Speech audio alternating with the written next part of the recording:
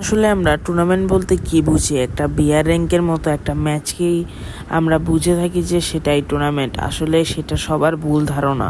তাকেই বলে যে এটা একটা পারফেক্ট টিম নিয়ে একটা প্রতিভা দেখাতে পারে, সেটাই হলো টুর্নামেন্ট। টুর্নামেন্ট খেলতে হলে যে 3টি রুল অবশ্যই পালন করা লাগে তা হলো, 1 নাম্বার হলো পারফেক্ট টিম, 2 নাম্বার হলো ক্যারেক্টার স্কিল এবং 3 নাম্বার হলো বেশি বেশি প্র্যাকটিস ম্যাচ বা ফ্রি ট্যুর খেলা, যাতে তোমাদের কতটা টিম পারফেক্ট হচ্ছে তা বোঝা যায়। তো এই 3টি জিনিস মাথায় রাখলে তুমি হয়ে যেতে পারবে একটা স্পোর্টস প্লেয়ার। 3টির মধ্যে আজকে আমরা আলোচনা করব পারফেক্ট টিম নিয়ে। টিমের মধ্যে সব থেকে বেশি ভূমিকা রাখে ফার্স্ট রাশার, যার থাকা লাগে স্কিল এবং 200% আইকিউ।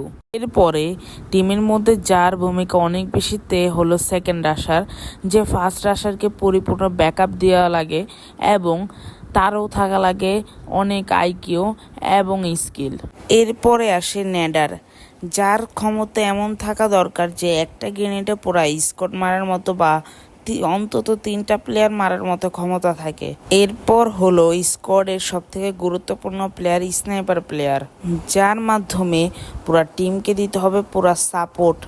যদি তা না হয় তাহলে পুরা টিম একটা অচল। তো মোটামুটি এইগুলোই হইলো আমাদের টিমের কাজ।